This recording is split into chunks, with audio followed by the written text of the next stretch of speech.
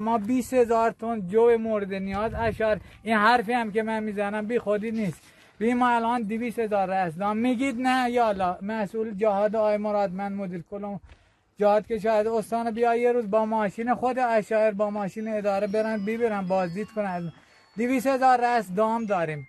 اینا میان 4 ماه 5 ماه باید علوفه بدن. هر دامی 100 کیلو برای هر دامی جو ما درخواست دادیم. 20,000 تن جو ما میخوان.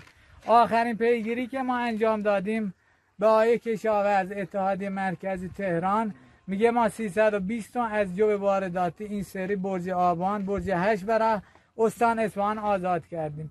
خب ما تنها که نیستیم اشایر استان اصفهان که قشقایا هستن بختیاریا هستن بالاخره اونا هم هستن جمعیت هم دامیشون هم جمعیت اشایرشون اونا هم بالاخره بیشتر از ما نمیگیم آقا 320 تن رو بدید به ما به اشایر جرقی ولی ببین میگه از این 320 تن 25 تن به من اختصاص داده اشایر جرقی 800 نفر اسم نوشتن اینجا. من اگه اینو مثل همون شکر دولتی ها شما عذرخواهی میکنم که خانواری 3 کیلو تو پلاستیک هم بخوام بدم به اینا خدا وکیل بهشون نمیرسه.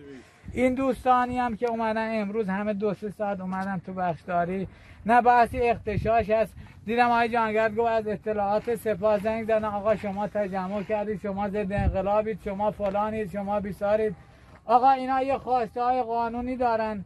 بحث ببین آقا شعارشون حرفشون اینه. ما اینو تو خبرگزاری فارس هم اینو هم مثل بحث نفتا اینو سراسرش هم کردیم که آقا تو خبرگزاری فارس هم داریم از مسئولین دولتی کشور داریم پیگیر میشیم. آقا ببین بس شعار این هست اصلا این طرح مجتمع برای چیه؟ برای افزایش زنجیره تولید گوشت قرمز. خب اگه جو 5,000 تومانی بدی یعنی نابودی دام اشایر. یه جو یه گوسفند یه روز 1 کیلو جو 4,500 5,000 تومان 1 کیلو هم یونجه میخواد 4,000.